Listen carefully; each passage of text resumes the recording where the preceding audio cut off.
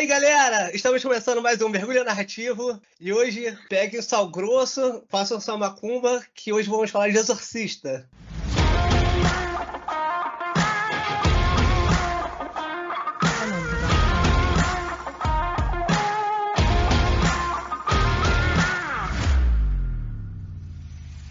Estamos aqui com um convidado muito especial, o nome dele é Andrei. Ele estudou comigo no colégio, sei lá, não devo ver ele, sei lá, 10 anos, 15 anos, 20. Mais. Mas é isso. Estamos aqui também com José Leodoro e Ana Cristina. Oba! Olá! Então, beleza? Vamos lá. Então, Andrei, você que escolheu o filme, por que O Exorcista? Olha, eu escolhi o Exorcista porque eu acho que é um dos clássicos, né? Se a gente tivesse que escolher um clássico por gênero, o Exorcista seria provavelmente no topo da lista. E eu acho que é um filme de qualidade muito boa. E eu gosto também que o enredo é bem fluido. E é um filme de terror que te bota no ambiente. Ele não cria o terror pelo susto ou pelos efeitos especiais, mas ele vai construindo toda uma tensão ao longo do filme, e isso é uma coisa que nos rodeia durante o tempo que a gente assiste esse filme. E mesmo a história dos personagens são histórias que são muito pessoais, que contribuem para o enredo total. E eu gosto também muito desse filme porque tem mensagens subliminais ao longo do filme todo, e tem sinais, tem uma simbologia que vai criando um ambiente e vai te dando mensagens que não são um susto barato com efeitos especiais. Isso eu acho bem inteligente. E ele tem uma construção muito detalhada das personagens, né? Começa o filme com uma coisa super nada a ver, lá numa escavação no meio do Egito, né? E ele faz um circo completo para voltar nesse ponto, né? Isso é muito legal. De certa forma, cada um ali tá lutando contra o seu demônio, né? Cada uma daquelas personagens tem o seu demônio interno que tá degladiando ali, né? É a luta contra o mal. Então é muito ambicioso o filme, porque não é um demônio, um fantasma, é a luta contra o mal, com M maiúsculo. E o que eu acho também legal é que os efeitos especiais são acessórios do filme do terror. Ele não é um filme que se traduz por esses efeitos. Eles só estão ali para passar uma mensagem. E depois eles vão embora.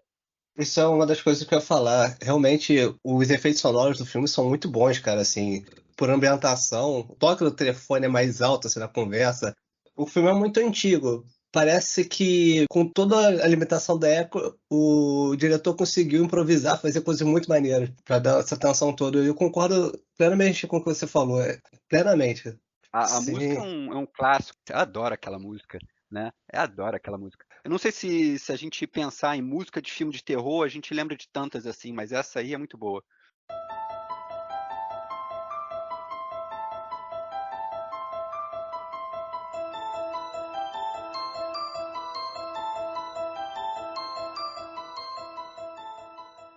Ela me lembra um pouco, até sabe que outra produção tocou algo parecido? Death Note. Eu lembro de algo muito parecido. Ah, É? bota aí pra comparar depois. Eu não lembro, Sim. não. Eu gostei muito de Death Note, mas eu não lembro, não.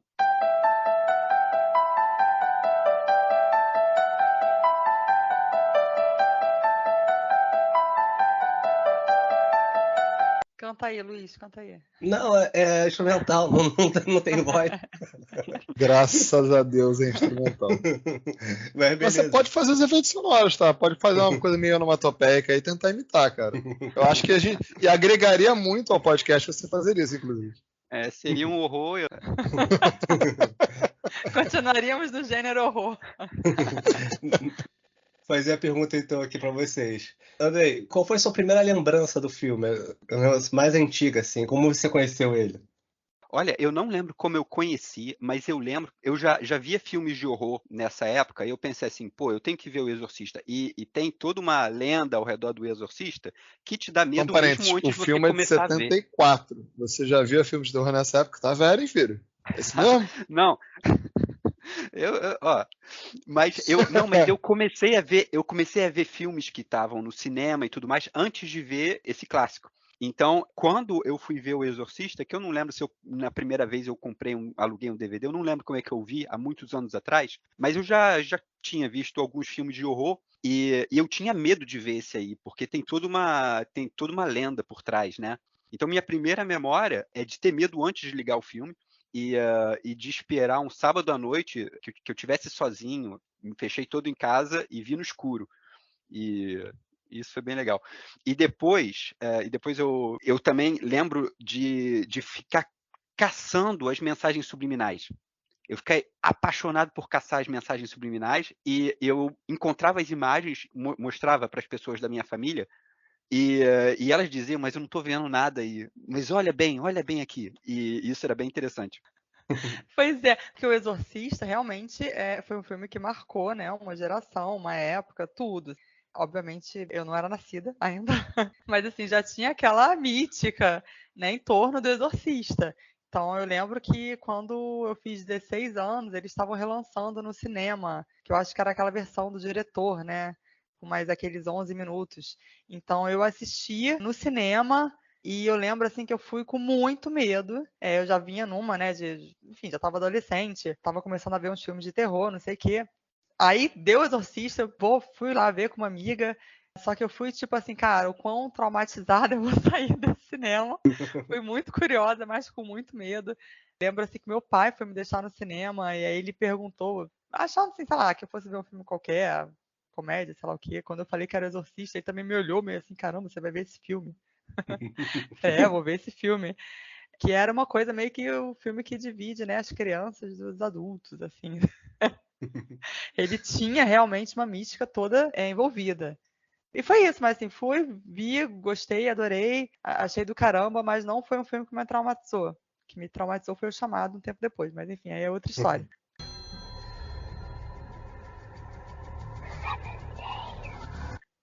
E você, Zé? Eu vi um tempo depois, eu não vou ficar mentindo que nem o André. Eu vi no VHS mesmo, na fita cassete, tá? Não vou ficar contando essa história que o André falou aí. Eu não tenho uma lembrança assim, muito forte do filme na época, acho que de ver o filme, né? Eu acho que muito mais de toda essa aura que ele tinha, né? E também das cenas mais marcantes dele, né? Que ficaram muito na cultura pop, de alguma forma. Tem referências ao Exorcista em vários filmes, em filmes de comédia, filmes de terror também, fazendo, de certa forma, homenagens, né? Então, acho que é muito mais isso, muito mais pontos específicos da obra, cenas específicas, do que ficar marcado pelo filme como um todo. Apesar de revendo ele recentemente, né? Achei o filme sensacional. Eu lembro dessas referências no filme de comédia, eu acho que é Todo Mundo em Pânico, que tem a cena de uma mulher andando de costas na escada também. Eu vou falar uma coisa pra vocês, talvez vocês fiquem com raiva de mim. Eu nunca tinha visto o filme, Sério mesmo? sério. Absurdo, absurdo. Parar o podcast nesse momento agora. A minha lembrança mais antiga, é assim, eu morava numa vila, cheio de crianças e tal.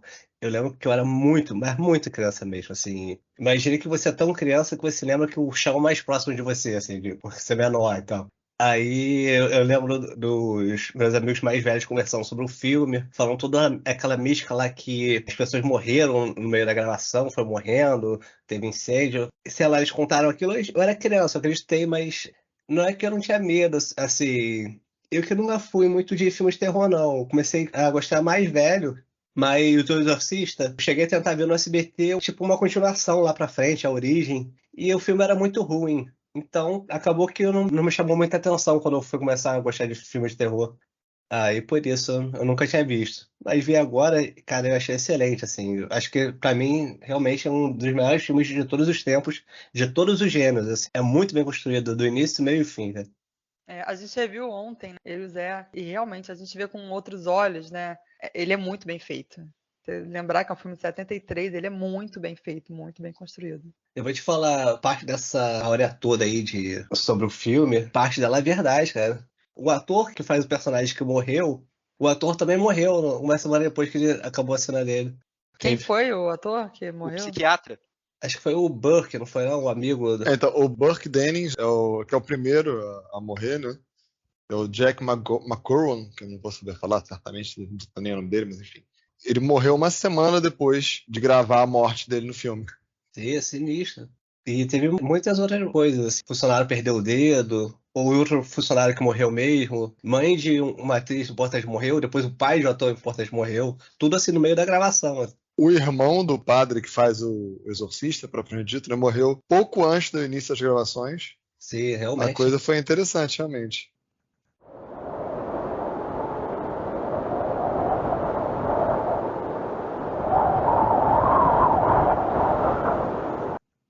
Vamos falar então agora do gênero. Ele, pra mim, é um tipo de terror muito diferenciado. Ele é mais um terror dramático. Tem muito drama. Muito, muito mesmo, assim. É triste e tal. E eu tava pensando, se Zumbilândia é terror com comédia, Exorcista é o quê? Terama? Terror com drama? Não sei. É Dramor, né? Talvez? Enfim. Nunca saberemos ao certo. Dramor Deixa aí sua opinião, né? Vamos abrir. fica muito love. Fica aí o pensamento, né? Ele também, pra mim, é um filme fora de templates. Tipo assim, quando você pensa em filme de aventura, história de aventura, logo vem a lenda do herói, assim. Quase todos os filmes de aventura seguem isso. E quando o filme é de terror, pelo menos a maioria absurda que eu vi, também segue um template parecido, que tipo assim, tá correndo uma série de mortes e o protagonista tá tentando fugir da morte, assim. Você pega qualquer um, assim, Jason, Fred Krueger, a maldição de sair matando todo mundo, a Samara do Chamado, mata alguns e dá 7 dias, Jogos Mortais, Albergue. Quase tudo a mesma coisa, assim, pessoa Eu tentando não escapar digo da morte. talvez fugir da morte, propriamente dita, né? Mas resolver o problema sem morrer também, né? Que você tem um protagonista, normalmente, que tende a ser o que sobrevive nos filmes, né? Que é o cara que tá tentando fazer as coisas do jeito mais ou menos certo, né? Então você sempre tem esse viés meio de o cara bonzinho que quer salvar o mundo e acaba conseguindo, né? Apesar de todo mundo ao lado dele morrer. Dificilmente você quebra essa visão, né? É que no meu caso, eu não vejo tanto filmes de terror quanto vocês. Mas o que eu lembro, assim, os mais famosos, o cara tá tentando escapar da morte mesmo, assim, tá, tipo assim, tá cotado pra morrer. Tá todo mundo morrendo em volta, assim, e também é um dos caras ali que tá ali cotado pra morrer. Essa é a minha lembrança. Já o Exorcista, o filme foge completamente de todos os templates que eu conheço, assim. O roteirista foi genial. Eu sei que a história é baseada em fatos reais, que eu não sei se é real, mas pelo menos é registrado na história. Reconhecido pela igreja. Um parênteses curioso é que o garoto que era um menino, na verdade, que estava possuído, né? E foi um evento de 1940, final de 1940, dos Estados Unidos, na cidade onde o filme se passa. Foi em Georgetown mesmo, que é onde o filme se passa. O garoto era de uma família protestante, mas o pastor lá dele falou: meu filho, tem que passar essa bola para a igreja católica, exorcismo é com eles. Então, o pastor de uma igreja protestante recomendou que eles falassem com um padre. Eu achei super curioso essa passada de bola, sabe? Sim, curioso. E foi uma história que teve uma certa credibilidade e saiu em 3 jornais. Saiu no Washington Post, saiu no Herald, e saiu num outro lá, em 3 jornais de grande credibilidade nos Estados Unidos, e foi reconhecido pela Igreja Católica. E muitos pontos dessa história foram retomadas pelo filme. Uma das cenas do início do filme, né, em que a Regan, lá, a filha a menina que tá com Satanás no corpo, né, é apresentada uma tábua Ouija, né? Isso! É meio que um jogo do copo, só que mais bonitinho, né? Então, essa apresentação acontece na história real também, né? Na história real, você tem a tia do garoto, que é uma espírita, né? Talvez um viés um pouco mais negativo do espiritismo, eles chamam de espiritualista, né? Que é uma coisa talvez um pouco mais fanfarrona, digamos assim, do que a visão de espírita que a gente tem aqui no Brasil. Mas, enfim, a garota é apresentada a essa tábua e a partir daí a coisa começa a mudar um pouco de figura.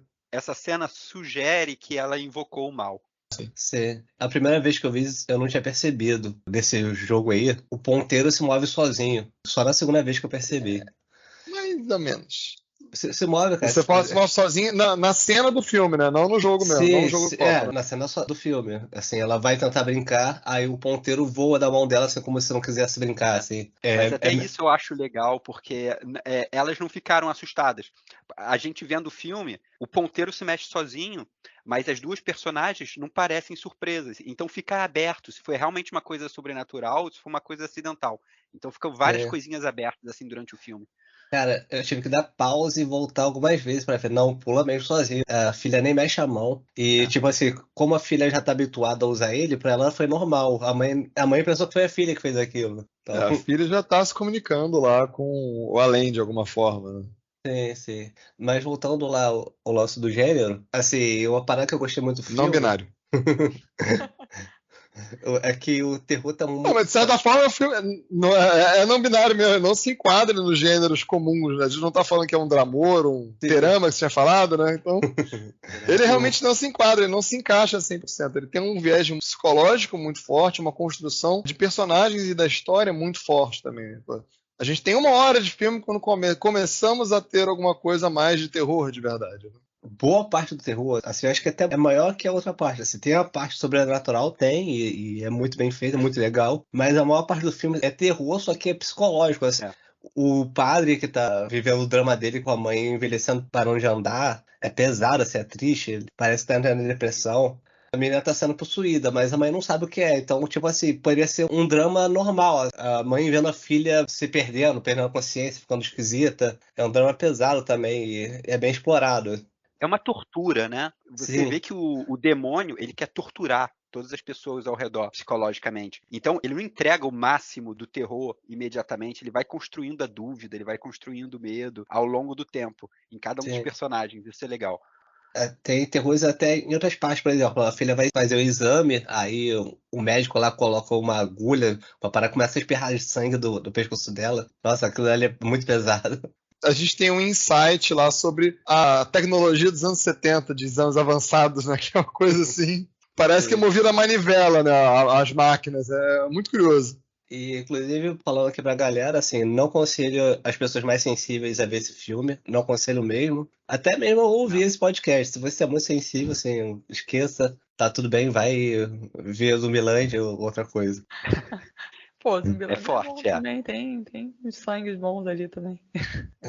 Quando eu vi a primeira vez, cara, eu fiquei triste uns 3 dias, eu tô falando sério.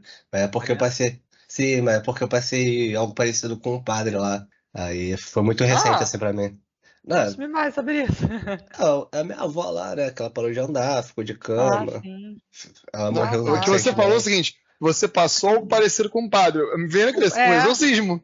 Não, exatamente. não. Não, e o pior é pensando, mas Satanás ainda tá no corpo dele. Não, cara. Cara, foi pesado pra mim, cara. Depois que ela morreu, assim, eu fiquei um mês, assim, pra baixo, assim, sem conseguir rir e tal. Então, quando eu vi o É, filme, luto, né, Luiz? sim, sim. Aí, quando eu vi o filme ali, eu fiquei, voltou um pouquinho Uhum. ali.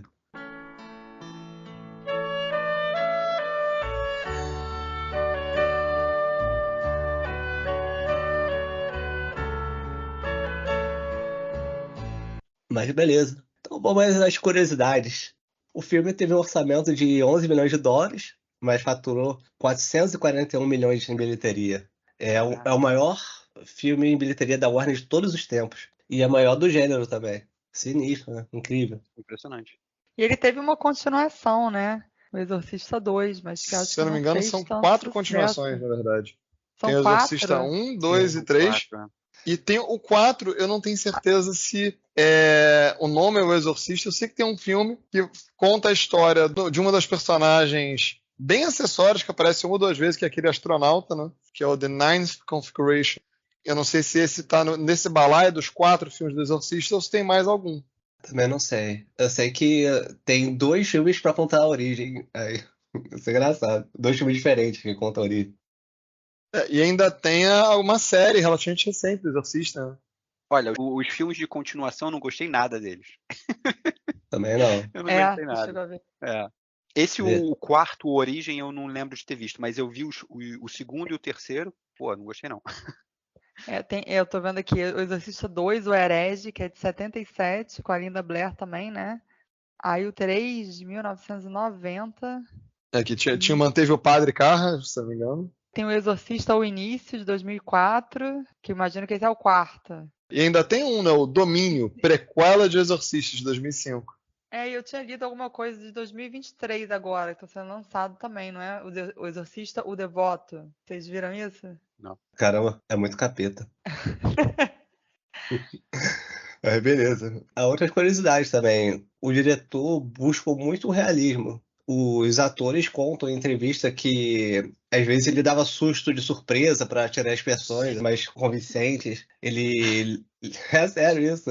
Ele ligou uns ar-condicionados super potentes para deixar todo mundo com frio, sair fumacinha na boca. Aquelas cenas da fumacinha na boca realmente estavam congelando lá quase, né? Inclusive o técnico de refrigeração que fazia as salas gelarem foi uma das pessoas que morreu durante a produção do filme, tá? É por isso que eles morreram também, né? O diretor é um sem noção. Caramba. Parênteses. Esse é o Exorcista Devoto, né, que é agora de 2023, a Linda Blair, ela tá envolvida no projeto, mas como consultora, ela não tá no elenco. Aí eu estou lendo aqui que ela fez questão de deixar o set confortável para as crianças nesse novo longa. Oxi. Ela é a filha quem foi possuída no primeiro filme. Por isso. Lembrando que Linda Blair no primeiro filme tinha seus 14 anos, né? Acho que ela tinha 12. E fazendo aquelas cenas super pesadas. Não, super, assim, você olhando o filme, né? Nossa, pesado. chacoalharam tanto aquela menina. Deve ter sido realmente muito puxado. Tem uma curiosidade, o diretor, quando foi contratar ela, ele tava meio receoso e tal. Aí eu tava pensando que talvez ia ser pesado pra ela, muito nova. Mas ele se surpreendeu, ela já tinha até lido o livro. Nossa, sabia disso não. E falando em realidade, pra mim, o que me surpreendeu mesmo no filme é o realismo, cara. Claro que tem um lado sobrenatural, mas todo o resto, cara, me pareceu até um dos filmes mais realistas assim, que eu já vi. Em detalhes, nas falas dos personagens, como eles são. Normalmente, em um filme ou história, os personagens costumam ter suas características um pouco exageradas, assim, meio um pouquinho caricatas, assim, mais pra chamar atenção. É algo bem comum. Quase todos os filmes que você for lembrar. Você tem aquela criação do clichê padrão, né? Do atleta, do nerd, do cara lá que é o durão, né? Enfim. Quando o cara é bonzinho, ele arrisca a vida dele pra salvar, sei lá, uma garotinha, um filhotinho. Geralmente é um pouco assim. Por exemplo, no Zumbiland, que nós gravamos no episódio passado, não existe pessoa que vai se deparar com uma possibilidade de uma morte torturante, assim, e vai agir como se nada estivesse acontecendo, matar o zumbi de boa, assim, que é o Talahaiza. Aquilo na vida real não existe, assim. É legal e tal, mas é um pouco exagerado. Eles também, raramente a gente vai conhecer alguém, talvez a gente nem conheça, que se trema todo pra conhecer uma pessoa, assim, trema mesmo, muito, tipo Heisenberg lá. E essa é mais polêmica. A gente também nunca vai conhecer uma ruiva super gatíssima, assim, gatíssima pra caraca, assim, dos padrões do mundo, que ninguém nunca dá nada pra ela, ela se revolta e começa a passar a perna. Geralmente vai ter um sugar daddy lá ajudando ela. Então... acho que você tá assumindo muitas coisas, Luizito. Assim, talvez possa existir, tudo bem, mas é algo assim que é muito raro, chega a ser quase fora da realidade. Mas lá no filme do Exorcista, não. O Exorcista é mais real do que o Zumbi. Não, os personagens. O Exorcista é mais real do que a ruiva gata lá, que tá sozinha no mundo, tadinha. É isso que ele tá querendo dizer. Mas enfim. Que é a novela da Globo. Não, eu tô dizendo que os personagens são reais demais. As falas que eles fazem, as conversas que eles falam, assim... Não quando envolve o parte sobrenatural, claro. Mas é legal, porque, tipo assim, é como se o filme fizesse aquela tensão toda, mas botando pessoas muito reais pra lidar com aquilo, com aquela outra parte que não é real, entendeu? É só muito legal no filme. Eu gosto muito. Sim. Mais pra E frente... a forma como é filmado também, né? É muito real, porque assim, quando a gente volta a lembrar, né? Filme de 73, não tem tantos recursos tecnológicos como os filmes de hoje em dia, que hoje você grava qualquer tipo de cena, você bota um fundo verde, você grava qualquer coisa. E convence muito. Todas as cenas, da cama mexendo, da menina levitando, vômito, tudo, realmente muito real. Parece muito real. E o cenário também, eles escolhem algumas tomadas de imagem que você pergunta assim, por que ele está filmando essa sala vazia? E, na verdade, isso faz parte da tensão que ele quer construir. Porque aí a pessoa fica querendo procurar, essa sala está vazia, mas será que tem alguma coisa escondida nessa sala? E ele fixa aquela sala durante 1, 2 segundos e depois passa. E não tem mensagem nenhuma naquela cena. É muito interessante. É maneiro. Eu vou entrar mais detalhes sobre esse realismo mais lá pra frente, assim, quando pegar algumas falas. Ao todo, morreram mais de 8 pessoas ligadas à produção, né? Além do ator lá, Jack. Chegou um momento que estava tão tensa as filmagens que eles chamaram um padre de verdade para benzer o set. Aquela coisa, né? Não importa se acredita ou não, mas É No melhor dúvida não. das dúvidas. precaver. Eu não acredito em bruxas, mas que elas existem, existem, né? Acho que a vibe é Exatamente. bem essa. Uma curiosidade, o vômito da menina foi feito com sopa de ervilha. Informação. Então vamos para a introdução. Cara, aquela Um ponto só introdução. importante que a gente tinha começado a falar dos efeitos do filme, né? Até pela época, né? Todos os efeitos eram efeitos práticos. E o diretor puxou muito para o realismo, né? Ele queria que as coisas fossem muito próximas do que aconteceria mesmo, digamos assim, num cenário mais agressivo, né? E nessa coisa de puxar para o realismo, o pessoal acabou se machucando mesmo, né?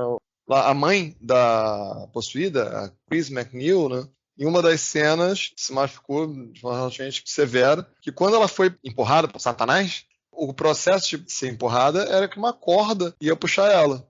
O diretor falou pro cara que estava com a corda na mão, olha, pode puxar para parecer de verdade, faz o negócio 100%. Ele deu um senhor puxão nela, ela se machucou mesmo e não, se eu não me engano, teve que interromper a filmagem.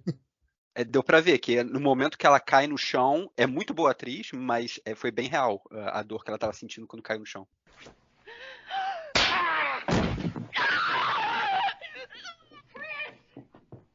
Eu tô pensando nessa cena, eu acabei de ver ela agora. Maneiro. Não sabia não. Quer dizer, maneiro e ruim também, né? O processo trabalhista ali. Ah, sim. Então, vamos falar pra introdução agora. Cara, que introdução maravilhosa. Começa com aquele grande sol amarelo, assim, com o céu, acho que ele tava meio escuro, assim, meio amanhecendo, aí começa a ficar todo vermelho. E escutar umas orações árabes no fundo, um canto religioso, assim, como se fosse um canto religioso. Somos apresentados a um lugar no Iraque, onde no fundo. Iraque, né? No Iraque. Tipo uma imensa instalação antiga, assim, parece ser uma igreja milenar, meio perdida, assim, é maneiro. E uma das coisas que eu mais gosto nessa introdução é que o filme dá aula no princípio mostre, não falha. Ele não vai resumir as coisas pra você e nem te explicar exatamente o que tá acontecendo. Ele vai te mostrando cenas que no início não dá exatamente pra saber o que tá acontecendo, vai passando, você vai entendendo, assim, muito mais pelas imagens. Ele não conversa diretamente com você. Isso é maneiro. Por exemplo, A gente começa a ver o filme, né? Acho que a pegada ali é muito mais um Indiana Jones, a múmia, do que o Exorcista, né? Eu não lembrava desse início, né? Eu comecei a ver, gente, que diabo é isso? O que eu tô fazendo no Iraque, na escavação? É. Tipo, sim, super sim. aleatório. De repente isso tem a ver também, porque eu estava pesquisando, talvez seja uma curiosidade, os primeiros exorcismos foram na Mesopotâmia. E foi depois que foi para o cristianismo e na Idade Média virou uma festa, virou um espetáculo. Inclusive tem essa história aí que o Papa Urban, ele fazia exorcismo ele mesmo no sul da França, em Avignon, e tinha 30 mil espectadores, era uma festa, né? E no final decapitavam a pessoa que estava sendo exorcizada, né? Era um show na época, né? Como se fosse o Neymar. É muito prático isso, realmente, né? Olha, eu É. não sei se o demônio saiu ou não, mas vamos cortar a cabeça dele pra garantir, né? Nossa. Pelo sim, pelo não, né? Talvez seja por isso que começou naquela região. Eu não sei em que região mas talvez é Iraque. É a região onde historicamente começaram os exorcismos. E o que eu gosto muito dessa primeira tomada é que não tem cena nenhuma que você vê o vilão, mas deixa entender que o mal ele habita ali. Você vê aquelas estátuas de demônios, você não sabe se são demônios, mas você vê que são entidades estranhas, antigas. E tem uma cena que me marcou muito, que são dos cachorros brigando. Sim, Então, sim. é como se tivesse uma tensão recorrente naquela zona, e o mal habitasse ali. E tem uma cena que o padre principal lá, que é o herói, né, o Merrin, ele está conversando com a pessoa que está organizando as escavações, e o relógio da sala para de funcionar também. Então é como se uma entidade estivesse dominando aquilo tudo. Essa parte é muito mais sinistra do que parece. Quando o padre vai conversar com esse cara aí, primeiro a câmera entra na sala, é exibido o relógio, o pêndulo balançando para um lado para o outro, e vai fazer um barulho. aquele barulho é muito marcante, assim, ele tá marcando o tempo ali. E a câmera começa a mudar de objetos, vai exibindo um objeto arqueológico, tal, dá um tempinho pra você apreciar desse, mas bem rapidinho troca pra outro, meio que quase seguindo um pouquinho da marcação do relógio, assim. Ele dá algumas badaladas por imagem, assim, mais ou menos iguais. Meio que esse som do relógio começa a ficar meio que o padrão ali, o nosso normal. Aí eles vão conversando, o som do relógio tá ali, aí de repente o pêndulo para, o som para também. Ali que tudo começa a aparecer. Opa, o capeta chegou. Ali que dá a impressão mesmo. Isso é maneiro, porque faz uma ruptura com o nosso normal ali que foi criado na hora. Isso é bem foda. Ali no início do filme mostra um rebanho, assim, passando com ovelhas e tal, e diversos homens trabalhando com picaretas. O filme não fala exatamente com aquilo. Às vezes, como o Zé falou, parece Indiana Jones, uma mina e tal. Só que vai passando as cenas, de repente aparecem formas ali que parece de algo antigo, tipo uma igreja antiga. Você percebe que então é algo arqueológico. Isso é maneiro, ele não te explica exatamente. E depois aparece um garotinho correndo ali. Pela forma dele correr, assim, a gente entende que acharam algo importante e tal, vai chamar o padre. Isso também é legal. Ele vai contando essa parte toda, tem muitas poucas falas, mas a gente vai entendendo tudo. Isso é muito maneiro. Eu tinha entendido, não sei se foi errado, mas quando eu vi a primeira vez, eu pensei que a escavação meio que desenterrou o mal, como se tivesse fechado, mas eu não sei se foi isso. Acho que a representação da escavação e das estatuetas lá é a mesma referência do demônio que tá no final, né? Apesar dele não se nomear, né? Acho que não chega a falar o nome do demônio. Não. Mas é a mesma referência, né? Tanto é que ele faz esse ciclo completo, né? Mais perto do final do filme. Já que a gente começou a falar dos dois, vamos começar a falar primeiro sobre o Padre Mary. Vocês lembram que ali a tensão já começa nessa parte do relógio, ele começa a se sentir todo mal. Você vê tipo um idoso andando assim com dificuldade. Você não sabe se é o demônio que tá fazendo mal a ele. Dá aquela pena assim de ver. Ele quase morre. Mas, cara, vocês vão ficar chocados. Diga. Aquilo tudo é maquiagem. Ele tinha 43 anos. 43. Tinha 43 anos. Caramba. Sim. Caramba. É. Não, eu até achei assim que tivesse a maquiagem ali, mas não imaginava que ele tinha só 43 anos, não. Pra mim ele Cara, tinha mais de 60, fácil. sim. Cara, a forma dele andar, cara, é bizarra. E eu tava vendo os filmes que ele já fez, né? Ele já fez muito filme foda. Um ator Sim. chamado Max von Sydow. Cara, ele fez o Sétimo Selo, Luiz Vitor. Sim. Na faculdade esse filme. Isso que eu ia falar. Max Ele era o Von- cavaleiro que jogava xadrez contra a morte. Caramba, Ele fez era ele. Flash Gordon, Fez Duna de Ai. 84. Ilha do Medo, Minority Report. Cara, Fez um Star Wars, fez A Hora do Rush. Fez Juiz Dredd. Fez Juiz Dredd, que é um filmaço. É um filme, assim, ímpar em sua qualidade, efeitos e história, assim. O ápice do Stallone, assim, enquanto cineasta, acho que foi esse filme. Tá no elenco do 007, do Conan o Bárbaro. é sinistro. E vai indo. Solomon Kane. O Matheus da Central Pandora vai gostar do Zé. Os dois gostam do Juiz Dredd. Mas, É muito trash, cara. É tão ruim que é bom, cara. Melhor ou talvez pior que isso, só Demolidor. Mas enfim. Mas, talvez agora ele vai deixar de gostar de você, mas não sacanagem.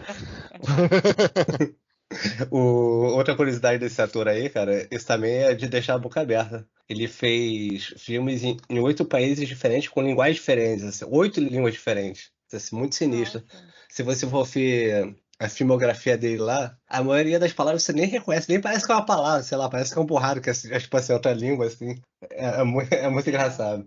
Mas que ele é um ator franco-sueco, né? Que ele já gravou em várias línguas, sueco, norueguês, dinamarquês, alemão, inglês, francês, italiano e espanhol.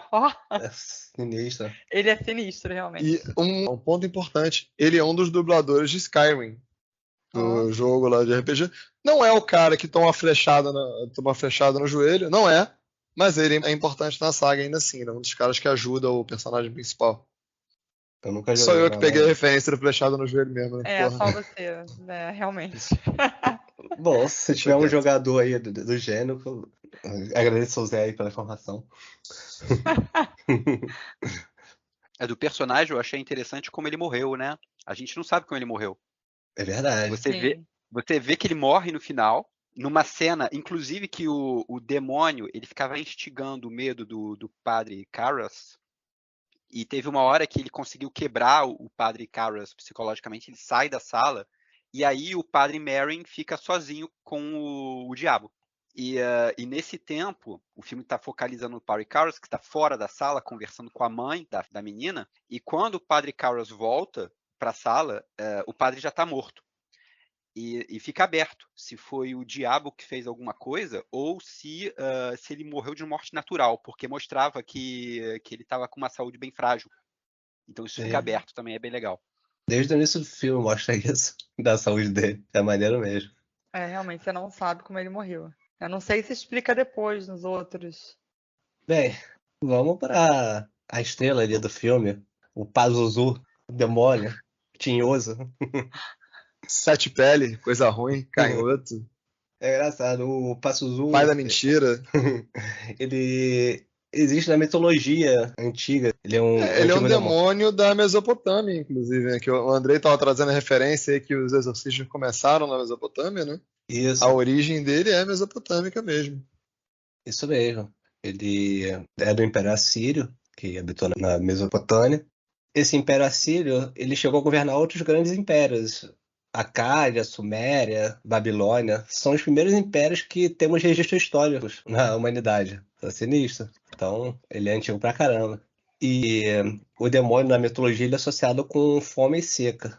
O curioso que eu vi é que ele parece que ele controlava o vento e protegia mulheres e crianças, né? Então, Sim, curioso sim. que ele tenha, no filme, seja retratado como alguém que está possuindo uma criança, mulher, além de tudo, né? É, sim, sim. O filme parece que muda um pouquinho o significado dele. Subverteu um pouco, né? Na mitologia ele até parece mais como um deus celta, assim, que tem várias atribuições. Por exemplo, a Morrigan é a deusa da morte, em batalha e tal, mas ela também é a deusa da fertilidade, assim, na vida. O Pazuzu, também, como o Zé falou, é associado à proteção de recém-nascidos. Ele luta contra o mal. Isso até é uma parte importante do filme, porque quando o arqueólogo está conversando com o padre, ele fala mal contra o mal. Eu acho que ele está se referindo a essa proteção. Tem uma medalhinha ali que é exibida no filme. Isso era usado no passado. As mães grávidas usavam essa medalhinha para proteger os filhos com a bênção do Pazuzu, que lutava com outra demônia que devora filhos. Ele é bonzinho, né? Não, ele é os dois. Tipo, até mesmo a representação dele em estátua, ele tem uma mão levantada para cima, representando a vida, e outra mão apontada para baixo, representando a destruição. Mas essa estátua que apareceu é realmente a estátua do Pazuzu, porque nesse filme Exorcista, não nomeiam esse demônio como Pazuzu. É no filme 2 e 3 que falam que é o Pazuzu, que não sei o quê. Mas no primeiro não falam. A única referência que a gente tem é a estátua. Eu não sei se aquela estátua é uma estátua verdadeira lá no local, realmente, né, lá do Iraque, mas é bem próximo, realmente, da representação clássica do Pazuzu. Ah, é? Sim, sim. Temos que lembrar também que o filme é baseado no livro, então no livro é Pazuzu mesmo. E essa até é outra curiosidade que eu esqueci de falar. O cara que escreveu o livro, ele também é o roteirista do filme. Essa maneira. Me parece que o Pazuzu, sei lá, ele se aproxima um pouco do demônio que as nossas igrejas ocidentais falam. Por exemplo, ele prega peças e mente, engana as pessoas. Se vocês lembrarem da sketch do Porta dos Fundos, quando fala o Tinhoso engana a gente, parece que o Pazuzu faz isso também. Eu até pensei que ele era a cobra do Adão e Eva. Assim, quando eu vi o filme eu não tinha estudado. Então quando eu vi eu pensei, caramba, será que ele é a cobra do Adão e Eva? Que também é o Lúcifer? Mas ele tem a representação da estátua dele tem um quê de serpente, né? Ele tem Sim, tem um uma falo de serpentina serpente, dentada. tem um pênis de serpente, enfim. Exatamente, foi por isso também que eu pensei isso aí. Tá E maneiro. é muito legal esse demônio, porque ele realmente mente e ele vai enganando as pessoas aos pouquinhos. Por exemplo, o padre Karras, quando ele tem que testar para ver se era realmente um demônio ou não, ele pega falsa água benta e joga em cima do demônio, que se retorce todo, gritando de dor. Aí isso bota uma dúvida no padre, né? Tipo, eu usei falsa água benta e o cara fica se retorcendo, então é uma mentira, né? Mas o demônio ele sabia muito bem que era uma mentira, mas ele fez isso mesmo assim. E ele já tinha feito demonstrações de poder muito grandes, e quando foi a primeira vez que ele viu o padre Karras, ele simplesmente abriu a porta de uma escrivaninha. Aí o padre fechou, fala assim: foi você que fez isso? Fui eu que fiz. Faz de novo, não. Assim, parecia um charlatão, né? Parecia um truque de magia barato. Então ele foi fazendo isso com o padre, né, para ir construindo a dúvida. E o padre, eu acho que ele demorou muito tempo para realmente ficar convencido de que era um demônio. Isso é maneiro pra caramba mesmo. Ele engana legal. O demônio engenhoso, capeta.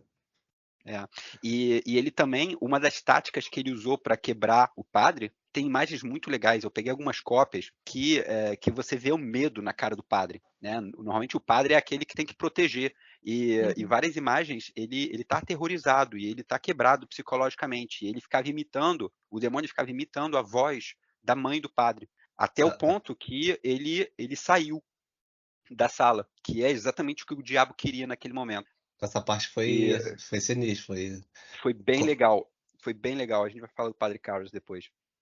Uma parte também legal é que o Padre Merrin já havia enfrentado o Pazuzu antes. Naquela cena que ele sai correndo lá da sala dos arqueólogos e volta lá, acho que para as escavações, que aparece aquela estátua com aqueles cachorros. Pra mim, aquela foi uma das cenas mais tensas ali. Todo mal ali, assim, os cachorros brigando, latindo ali, e aparece aquela estátua. Já tem enfrentamento desde aquele momento, talvez, né? Ele já tinha enfrentado antes. Ele, meio que aquilo foi o presságio que ele vai voltar a enfrentar o demônio. Tem uma parte até que parece uma encarada de UFC, assim. O demônio fica de um lado, o padre fica do outro, e eles ficam se olhando. Parece isso uma distância um pouco maior, né? Sem dizer claramente, o filme mostra que eles eram inimigos de longa data, né? Sim. Pra quem leu o livro já devia saber e tal. E tem outra coisa, você estava fazendo as referências, o que é o Pazuzu de verdade, segundo a mitologia lá persa, mas esse demônio do filme, ele parece muito mais o demônio católico, medieval. Eu estava pesquisando que quando tinha pulsões sexuais na Idade Média, eles atribuíam isso ao demônio. Pulsões, necessidades sexuais, quando tinha putaria. Quando tinha putaria, era coisa do demônio. Eu gostei que o Andrei tentou falar de jeito tão bonito, né? Não, pulsões sexuais. Aí viu que o amigo ignorante não tá entendendo. Não é putaria mesmo, irmão. É didático. Me poupe da sua sabedoria. E você vê que esse diabo, ele não discorre muito sobre o que ele quer ou não quer fazer. Ele faz duas coisas. Ele fala de putaria e ele mente. Parece muito com o estereótipo do demônio católico. Pecado original e suas derivações, de certa forma, né? Vamos agora para Chris McNeil. Depois que aparece essa encarada, há um corte para casa dela. Ela sente frio, assim, tá de roupão, fica perambulando pela casa. Que é a mãe da menina, né? A mãe de todo mal. Reagan. Ótima atriz, cara. Também já fez muito filme bom. Ellen Burstyn, é isso?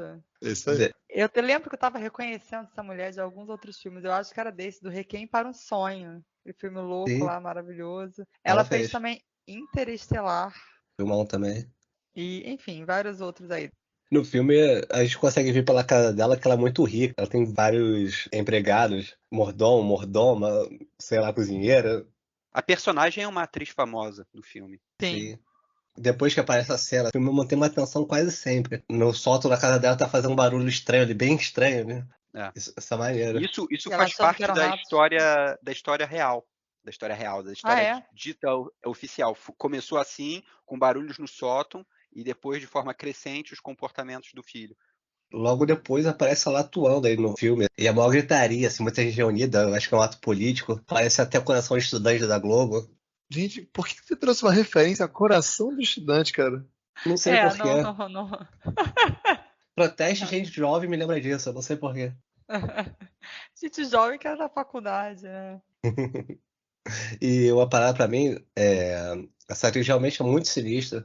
Uma daquelas partes do realismo que eu falei anteriormente tá na atuação dela, que é muito marcante. Em vários momentos que ela tá nervosa e é contrariada, ela estoura assim, de uma forma histérica. É muito bem atuado. Eu chego a ficar com pena da personagem quando ela dá esses ataques, assim, ao mesmo tempo dá vontade de conversar, calma, você tá se queimando, vai com calma. A voz dela é muito marcada, assim, é muito bem expressada. Normalmente, quando a gente vê um esporro, assim, um filme, geralmente um personagem mexe com o ombro, assim, faz um showzinho. Ali não, assim, parece que é real mesmo. É muito maneiro. Ela teve exausta, né? A personagem dela foi ficando exausta. Sim, fisicamente, emocionalmente. Sim. Então, não era nem tanto terror você via nos outros personagens, no rosto deles, de vez em quando o terror, mas na mãe você via a preocupação. É o desgaste mental e emocional. Tipo, ela tá completamente exaurida, mas a gente gasta. Não tem mais energia para lidar com aquilo. Né? Ela vai Sim. tentando descobrir, né? Primeiro, né, pelos médicos, né, fazendo 1000 exames lá na menina e tal. Só que ela mesmo vai vendo que aquilo não basta, assim.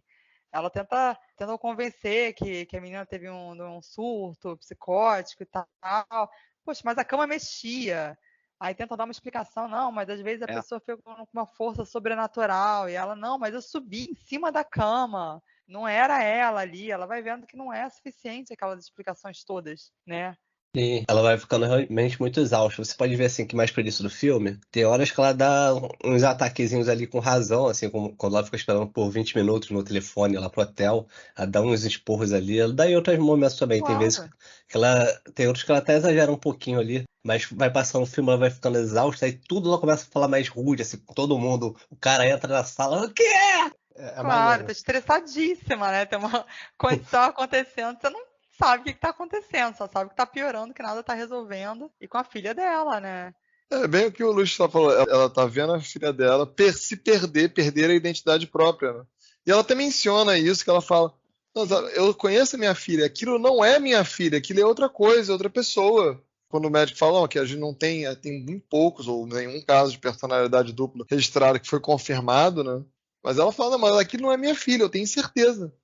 É aquela parada, o filme não precisa falar pra você, você consegue perceber pela cena e tal, ele mostra pra você. Ela não precisa se abrir pra alguém, assim, pra se explicar e tal. É muito bem detalhado. E outra parte também, a tensão vai seguindo ela também no início, mas é sublime, assim, por exemplo, quando ela deixa de terminar as filmagens, Sublime. ela volta. Inspirado hoje, hein? Ela volta sozinha e a câmera vai acompanhando ela, assim, na rua, vai chovendo folhas secas. Parece que ela tá sendo perseguida. Os caras fazem barulho, assim. Todos os elementos em tela e sonoros vão gerando uma tensão bem sutil. I think I'll walk home tonight, Mike. Okay. You take that drop by my house, yeah? Night, Mom.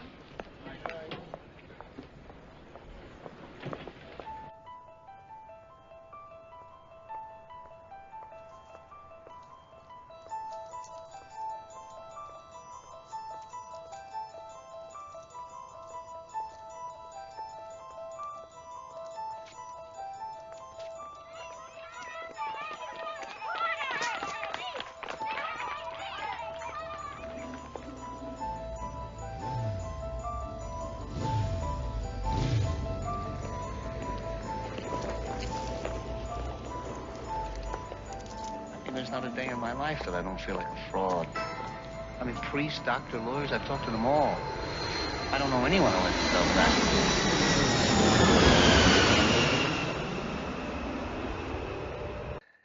E isso é maneiro. Boa parte do filme acontece isso. Até com o padre depois, ele também caminhando assim pelo metrô. Os sons que vão acontecendo do metrô, no meio de um pedido comida, sei lá, dinheiro, tudo vai dando uma tensãozinha ali, meio sombria. Isso é maneiro.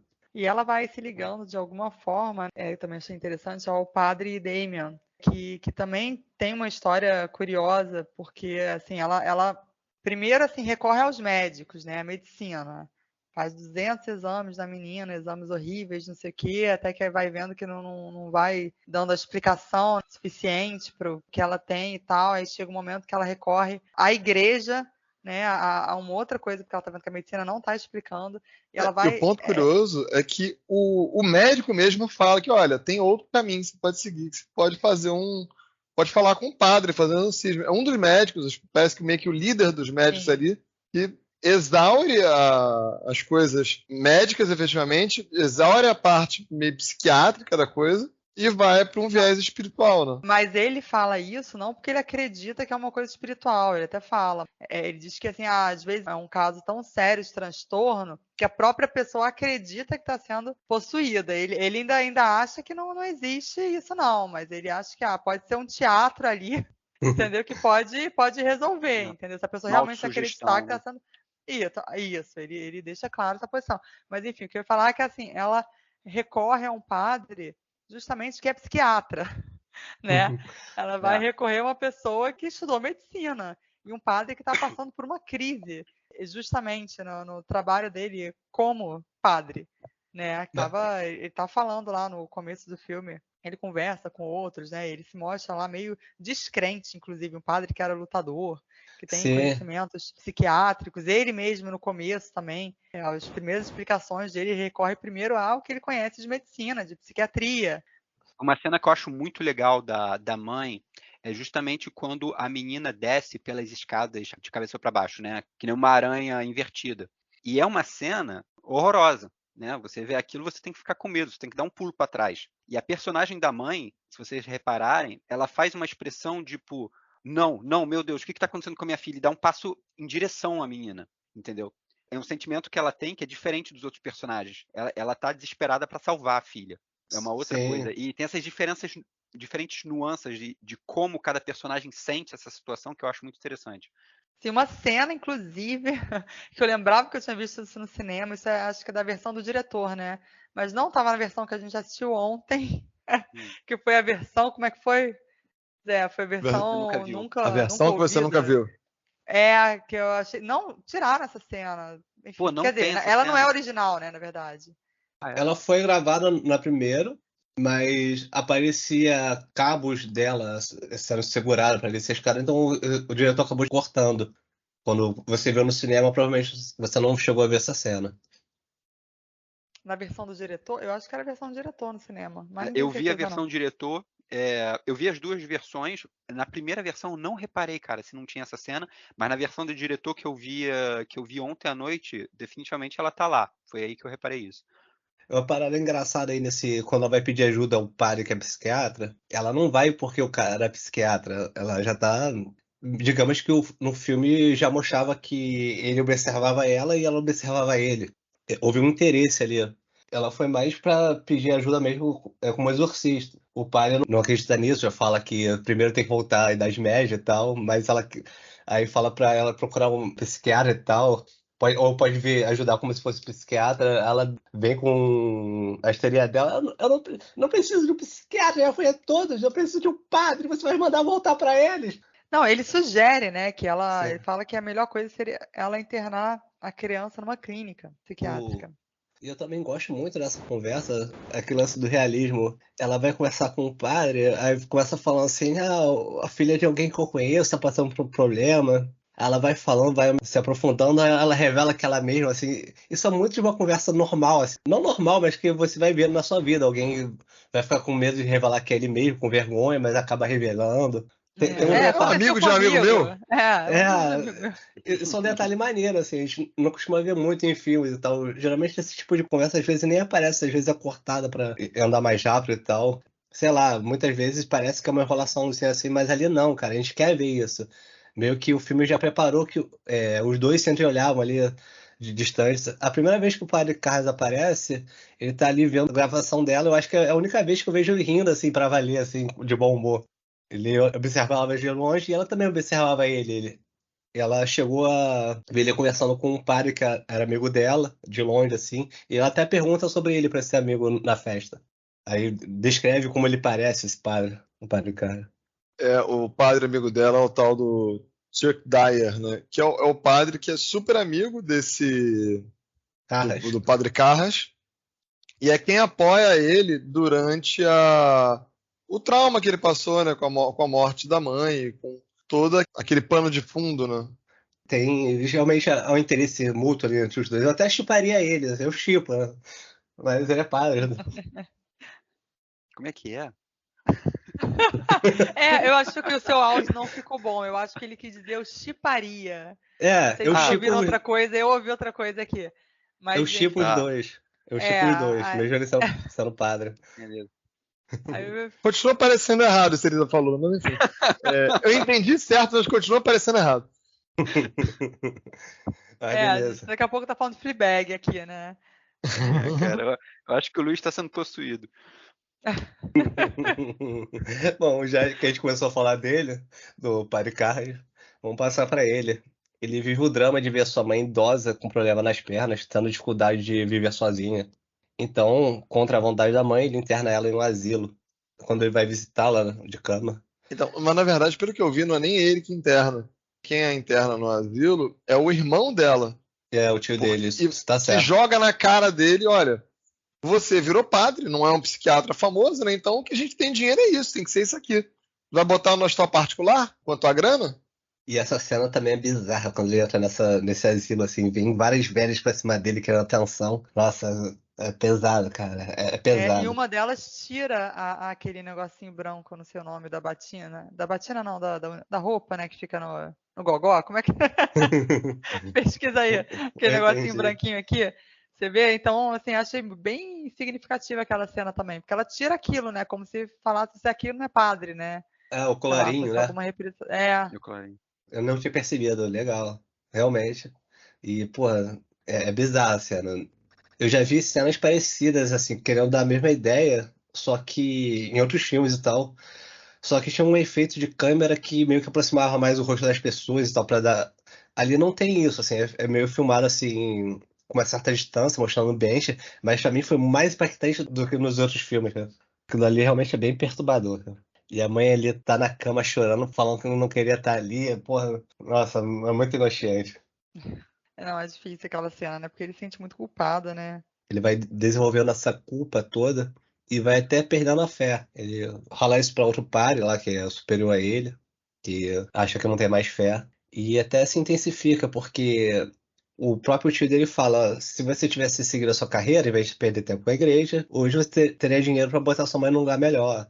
O curioso, né, é que ele fala um pouco depois, se não me engano, falando com a mãe da Regan, lá da possuída, que ele, na verdade, começou a vida como padre, e a igreja pagou para ele estudar psiquiatria para ele apoiar os padres, né? Então, de certa forma, o chamado verdadeiro dele era a igreja, era ser padre mesmo, né? Sim. Apesar dele ter voltado as costas um pouco para isso, né, em um dado momento da vida. Esse conflito do padre é muito interessante também, que isso vai mostrando toda... porque ele é lutador, ele é psiquiatra, ele é padre, você não vê muito bem ele num estereótipo nenhum, né, como vocês estavam falando no começo, e você vai vendo que ele vai se perdendo ao longo do filme, né, ele vai se enfraquecendo, e até o momento que ele sai da sala, né, que o diabo conseguiu quebrar ele psicologicamente, ele desce, começa a orar, enquanto o padre Merrin tá sozinho na sala com o diabo, ele tá do lado de fora, no hall da casa, orando, e chega a mãe. E a mãe pergunta assim para ele: olha, minha filha vai morrer? E aí ele parece que ele está chocado, ele olha para a mãe e fala assim: não, ela não vai morrer. E naquele momento você vê que mudou completamente. Ele estava fraquejando até aquele momento, e quando a mãe falou: minha filha vai morrer? Ele falou: não, ele não vai morrer. E aí ele se enche de coragem e volta para a sala. E quando ele vê o padre Merrin morto, aí que é bem forte, que ele pega a menina e começa a encher ela de porrada. E é aquele momento que o diabo entra no corpo dele e ele se joga pela janela. É muito marcante, cara. Mas é essa pergunta que a mãe faz, assim, minha filha vai morrer, que muda o filme todo. Isso até me faz parecer que se tem um protagonista ali, talvez ele seja o mais protagonista que os outros. Eu acho, cara. Você vê que geralmente histórias vai muito de mudança do personagem. E ele é um dos que mais muda. Ele começa ali perdendo a fé dele por conta dos passos. Pelo que você descreveu, parece que ele volta um pouquinho ali com a fé, começa a rezar. É o mais ativo também do filme. E pra mim, cara, a interpretação específica para aquele filme foi genial, cara. A face dele é a face da tristeza, assim, totalmente desolado. O diretor escolheu ele porque ele não era um cara conhecido, ele queria atores que não fossem renomados.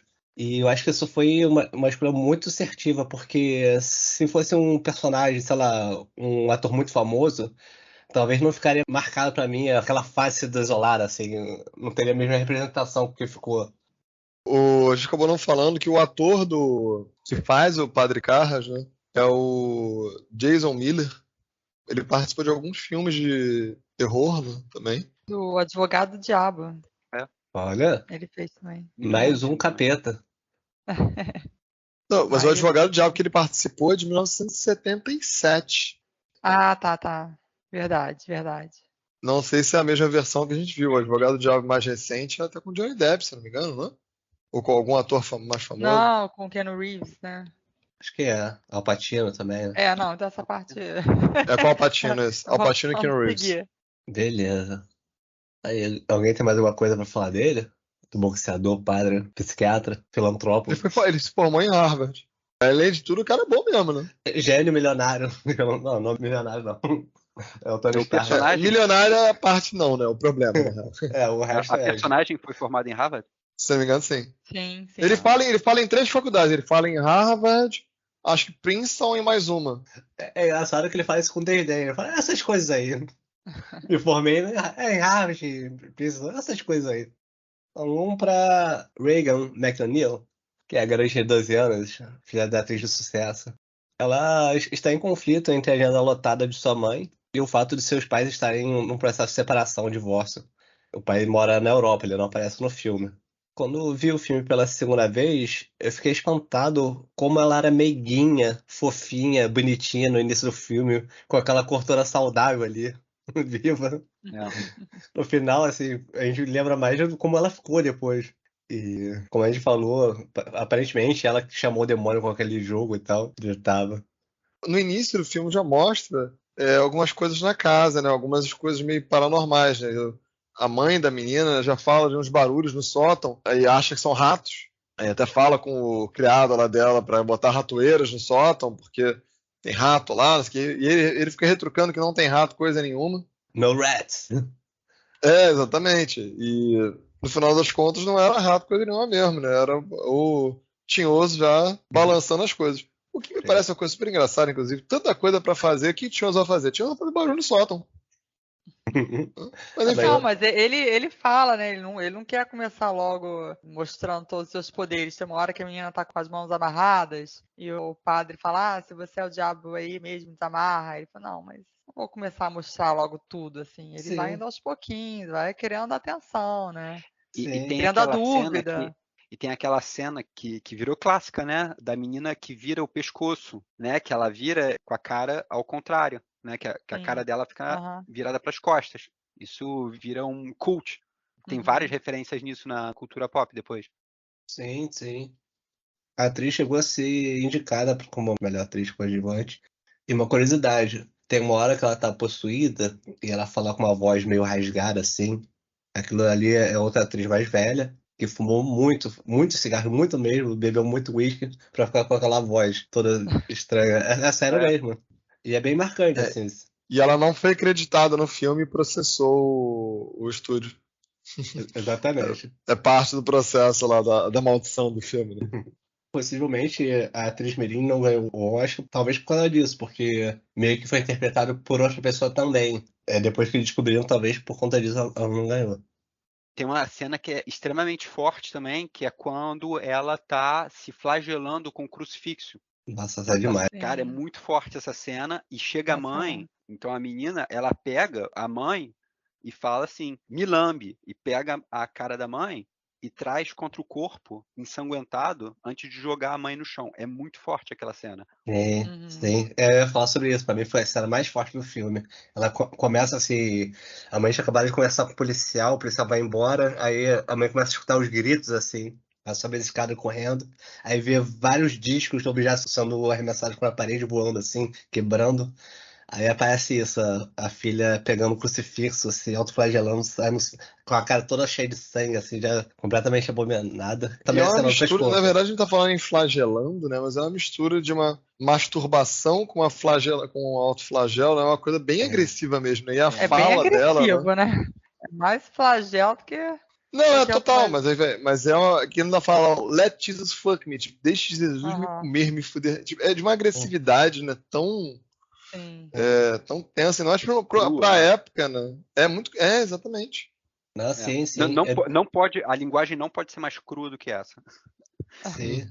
Eu não ia nem falar sobre isso, porque é muito pesado mesmo, assim. Ainda mais botar o nome de Jesus junto com isso, porra. E cruz ali, porra, tudo junto, assim, cara.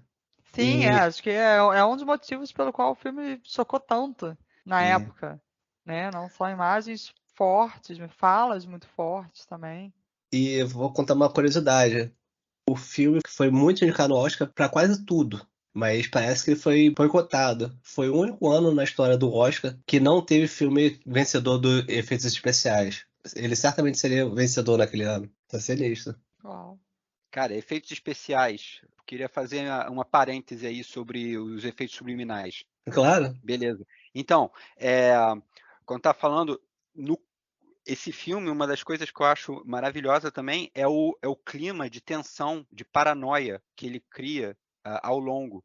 Então, tem umas cabeças de demônio que aparecem em 1/10 de segundo. Eu não sei se vocês repararam isso. Eu vi e revi em câmera lenta algumas cenas e sempre tem em 4 ocorrências uma cabeça de demônio que aparece durante 1/10 de segundo. Eu acho que dificilmente na primeira leitura você vê todos, você se dá conta de que tem alguma coisa, porque é realmente um piscar de olhos, mas isso não aparece o tempo todo. E depois, na tomada de cenas, e isso eu acho genial, eles fazem tomadas de cenas de ambientes complexos, e você fica falando assim, mas será que tem uma outra cabeça aqui escondida? Então, eu acho que isso cria um clima de paranoia, porque você fala, eu já recebi uma informação, será que tem outra? E você fica tenso o tempo todo atrás disso. Pelo menos eu fiquei tenso atrás disso o tempo todo. E aí tem essa imagem aí que eu mandei para vocês mais cedo, que quando eu vi o filme, tipo, mais de 10 anos depois para fazer esse podcast, eu vi o filme pela primeira vez, eu procurei, fiquei triste porque eu não estava vendo mais essas mensagens subliminais que eu via antes.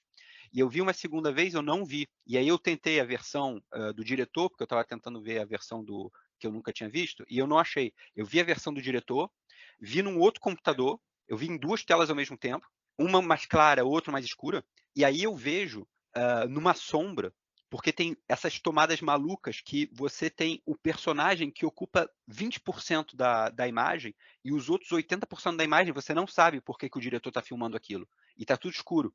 E nesse escuro, ele bota uma imagem da estátua escondida, mas muito escondida. No meu computador principal eu não consigo ver, e na tela clareada com mais contraste eu consigo ver. Isso eu acho fantástico. E eu acho que o filme acaba te bombardeando com essa coisa o tempo todo, com essa tensão, com essa paranoia. Isso faz parte também do medo que cria, sem precisar fazer muita cena de clímax. A estátua do próprio Pazuzu, assim, quando você mandou pra mim, deu pra ver ali, deu um zoomzinho. Realmente é bem sinistrinha, cara.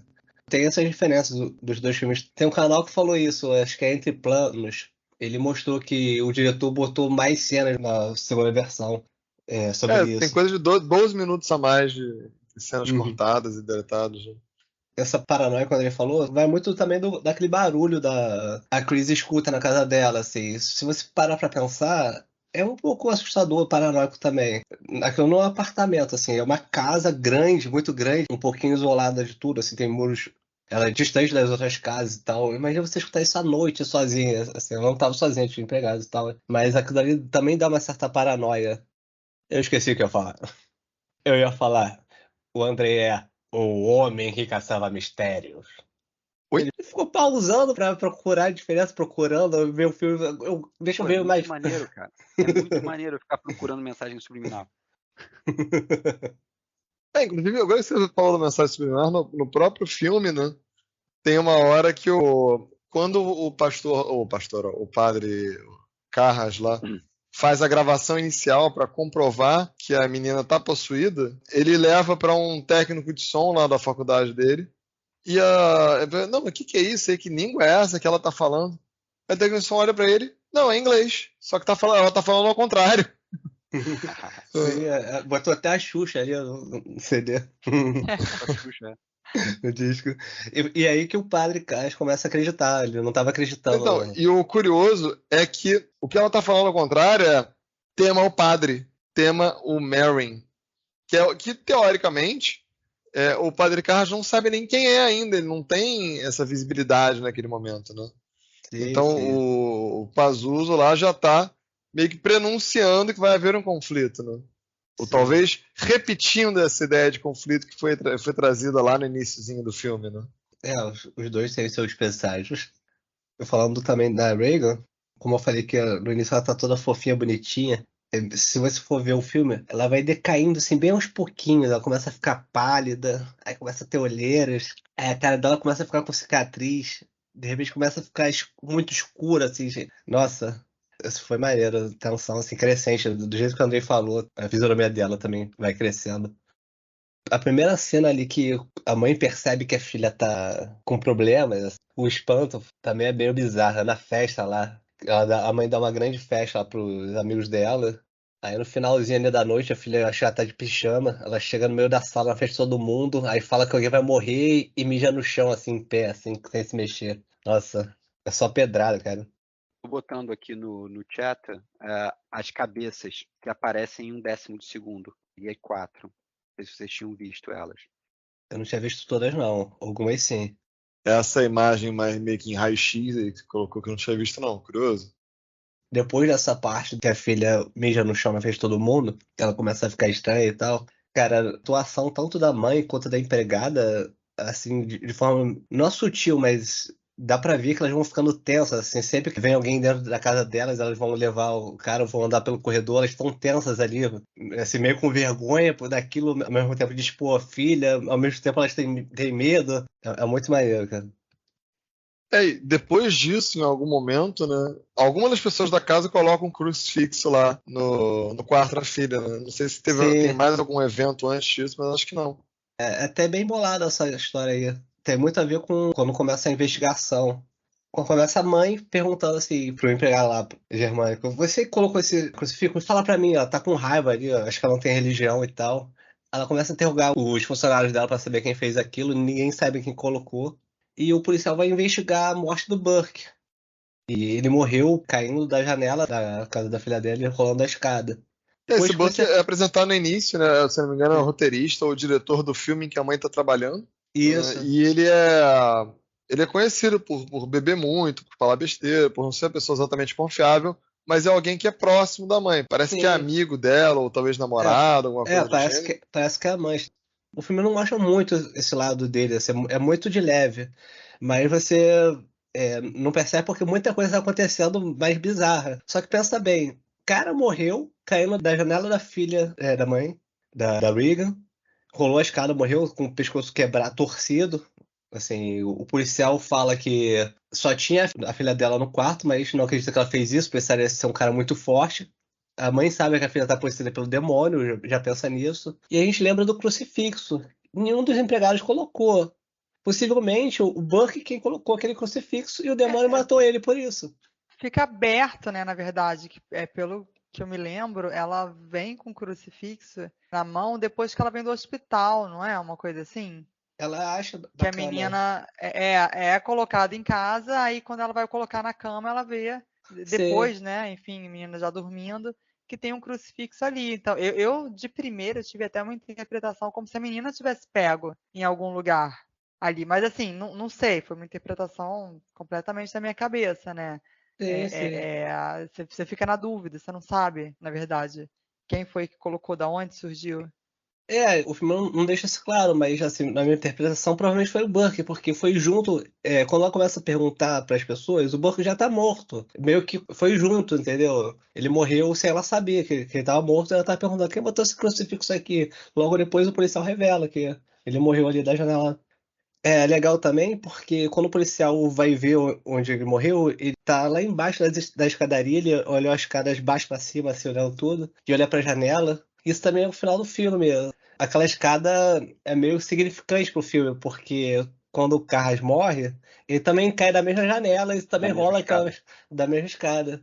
E aquela escada também encarada no final do filme de todos, quando o outro padre ele fica encarando ela lá de cima, assim, aparece outro ângulo daquela mesma escada. É o padre Dyer lá, que é amigo da mãe, né? Sim, sim. E já que a gente tá falando desse Burke, eu vou falar um pouquinho mais dele, diretor e tal. Ele é um chatão, né? Tem uma hora que ele começa a implicar ali com o mordomo da Chris. Totalmente desnecessário, começa a chamar ele de nazista ali. O cara se estoura. Essa imagem aí não é à toa. Essa cena não é à toa. Eu acho que é o equivalente à cena dos cachorros brigando. Porque teve os cachorros brigando lá no Iraque, Sim, né? sim. Que mostrava que o mal habitava aquele lugar. E quando o mal já estava instalado naquela casa, teve essa briga entre os dois personagens durante a festa. E que para mim é bem equivalente. Entendi. Talvez o mal fez Já tá eles sendo brigarem. semeada discórdia ali naquele ambiente. Né? Exatamente. Pô, foda, cara, foda. Aí, realmente, o cara é caçador de curiosidade. Eu não tinha pensado nisso. E faz sentido, total sentido. Tinha um paralelo que faz todo sentido. Né? Pode crer. Pô, esse filme é o máximo, porque ele vai criando medo sem precisar derramar 10 litros de sangue ou explodir coisa, entendeu? É assim que vai criando a paranoia na pessoa que vê. Uhum. Sim, isso aí mesmo. É o tempo todo. Muito... Só que não é chato, assim, é bem construído. Você vai ficando tenso junto com todo mundo. Tem um policial também, né? Pô, o policial é a maior gente boa ali. No meio da investigação, no meio do interrogatório com o padre, ele chama ele pra ir no cinema. Ele quer um amigo, aquele policial, né? Ele tá lá, ele quer bater papo, ele convida as pessoas pra sair. Pede autógrafo pra mãe da menina, né? Isso ele tá interrogando a mulher e pede autógrafo, caralho. Ela fala, não, autógrafo pra minha filha. Aí ela, mostrou simpática, não, tudo bem, qual o nome dela? Ele olha assim, pensa aqui, não é pra mim mesmo, eu gosto muito dos seus filmes. Vi 6 vezes um dos seus filmes. Ele fala no filme que ama filmes, gosta de analisá-los e conversá-los. Eu acho que seria legal convidar ele pra cá no mesmo narrativo. Beleza, então vamos pro final. O Andrei já estragou a cronologia mesmo, então, porra. Não, sacanagem. Eu ia deixar o final pro final e tal. Vamos falar do exorcismo ali. Quando finalmente Padre Mary volta ao filme, a sua chegada é histórica, cara. É histórica mesmo, assim. Aquela imagem dele na porta da casa da Cris à noite, com a luz da janela iluminando o ambiente externo, assim, é ontológica. Todo mundo conhece aquela cena. Virou até a capa do filme e tal. E pra mim, o ápice do filme é quando o Pazuzu faz a voz da mãe do Carras. A gente vê o Carras com todo aquele sentimento de culpa que é construído, cara desolado, assim, por conta da mãe, que não se culpa que não pôde cuidar da mãe, botou ela no asilo, ela morreu. Aí no finalzinho, quando tá acontecendo o exorcismo, ela fala com a voz da mãe dele, cara. Eu fiquei torturado com aquilo. Caralho! Esse foi o ápice do filme todo, pra mim. A gente estava falando dos filmes, né? E o Exorcista acho que foi um dos primeiros, se não o primeiro filme, né? Que gerou uma reação tão forte na plateia também, né? Porque várias pessoas saíram da sala meio chorando, né? Teve gente que desmaiou, gente vomitando, né? Porque achou as cenas muito fortes, né? Então tem um quê, assim, de muito agressivo, né? Como a gente tinha falado antes do filme em si. Cara, o final é trágico, assim, mas pra mim ele também é maravilhoso, cara. Quando o Barry Mary morreu, tentando fazer o exorcismo sozinho, porque o colega dele saiu de cena e ficou quebrado, ele percebe que o Carlos não tá bem, então ele vai lá sozinho. Aí quando o Carlos volta a ver que ele morreu, assim, como a última cartada, assim, desespero, ele começa a espancar a menininha, ela socando a cara dela, assim, no chão, cara, pesado, e pedindo pro demônio trocar de corpo, assim, pegar o corpo dele. Eles desafiam o demônio, assim, e o demônio vai pro corpo dele. E ele começa a se transformar ali, assim, para evitar que ele perca o controle. Antes de ele perder o controle, ele pula da janela e se mata, cara. Porra. E o legal é que dá pra ver esse conflito, né? Tipo, até na expressão dele, ele por alguns minutos fica com a expressão realmente demoníaca, né? E Sim. observa a Regan lá, já meio com a cara de assustada, já voltando a ser a menininha inocente. E alguns segundos ele fica assim, depois ele volta ao eu normal dele, que é o momento em que ele se joga da janela, né? Então aí a gente tem meio que o ciclo completo, né? Com ele também pulando e caindo na escadaria, né? Mas foi um final maravilhoso, né? Sim. Eu achei Sim, cara. sensacional. Que os dois padres morrem, né? Foi bem fechado, né? Cara, se vocês pararem pra pensar, a introdução é maravilhosa, assim, aquilo que a gente conversou lá no Iraque, o meio, a tensão, toda a construção, até o final, assim, é detalhadamente maravilhoso, assim. Pra mim também foi um dos melhores filmes que eu já vi, cara. Mesmo me deixando triste pra caralho, mas foi foda. É trágico, tipo, o cara parecia que tava em depressão, todo desolado, e a solução é se matar, assim, cara. Isso é bem pesado também. Também, Tem uma coisa ligada a isso, talvez, né? Tipo, não assim, conseguir viver consigo mesmo, né? Acho que tem um quê disso. assim, ele salvou o mundo e ao mesmo tempo acabou com o sofrimento dele. É, né? A mesma hora é isso que eu ia falar, que ele meio que foi o herói, né? Ali daquele momento. Sim, foi sim. Protagonista na área. E parando pra pensar bem, o nome do filme é O Exorcista. O Exorcista mesmo aparece bem pouquinho no filme, no iniciozinho e no final. E nem existe o exorcismo de verdade, porque o exorcista morreu e foi solucionado sem exorcismo. Foi o cara se matou. Então. A gente até se pergunta se o exorcismo teve algum efeito na resolução do problema, no final das contas. Eu não sei. Isso é verdade, eu não tinha parado para pensar nisso. Teve o exorcismo, mas ele não foi concluído, né? No final das contas, o que resolveu a questão lá foi outra coisa. De certa forma, o exorcismo só trouxe à tona o demônio, né? Que ele tava escondido, aparecia de vez em quando, né? O exorcismo trouxe ele à tona em toda a sua glória satânica lá. Né? E eu vou falar uma curiosidade, assim, essa eu deixei pro final, assim, não pro início, porque é pro final mesmo, pra tirar esse clima tenso do podcast. É uma curiosidade engraçada. Sabia que o dublador do Pai Mary, aqui no Brasil, foi o Isaac Bardavid, e o do Paricar foi o Newton Namata? Eu escutei o áudio dublado assim, uma vez, parecia que o exorcismo estava sendo feito pelo Wolverine, sendo auxiliado pelo Bruce Willis, assim. Eu fiquei imaginando, assim, o desenho do ex-homem, do Bronca no capeta, e o Bruce Willis de cabeça baixa, assim, isso aí, senhor. Não tivemos essa experiência do dublado, Luiz. Eu não vi o filme dublado, eu vi um áudio, assim, em outro podcast, que é muito bom, TV de Tubo, podcast. E a Miriam Fischer também participou da versão dublada. Miriam Fischer, todo mundo conhece, é uma das dubladoras mais famosas do Brasil. Orlando Drummond também participou, que é o senhor... Orlando Drummond, da dublagem do Exorcista? Sim, ele participou. Ele fez quem? Eu não sei. Eu li aqui o demônio. A voz de salsicha. Cara, ele também é um monstro, cara. O demônio com a voz de salsicha alternando com a voz do seu peru. Ia ser maravilhoso. Mas eu acho que ele não é o do Scooby-Doo, na verdade. O Scooby. Não é ele? É verdade. Pode ser também. Acho que é ele, Pode sim. ser também, ele faz o Scooby-Doo, é verdade. Não é salsicha, não. O salsicha? Não, ele faz os dois. Caramba. Ele é um faz monstro. Tudo, cara. Pra mim Ele é um monstro da dublagem, cara. Todos eles ali. Se você for parar pra pensar bem, apesar de ser um dos melhores filmes da história, aqui no Brasil, os dubladores são mais renomados que os atores. É engraçado. O Orlando Drummond era o Scooby-Doo e o Mário Monjardim era o Salsicha. Mas enfim, ainda assim, se ele o Satanás misturando Scooby-Doo com o seu peru ia ser uma coisa assim que ia agregar muito a qualidade do filme, cara. Bem, então é isso. Ficamos por aqui. Esse foi mais um Mergulho Narrativo. Alô! Fechou! Se despeçam aí, gente. pô, seus mal educados. Obrigado aí. Vai ver o filme. Muito interessante. Tchau, tchau. Falou, gente. Valeu, gente. Bom. Valeu.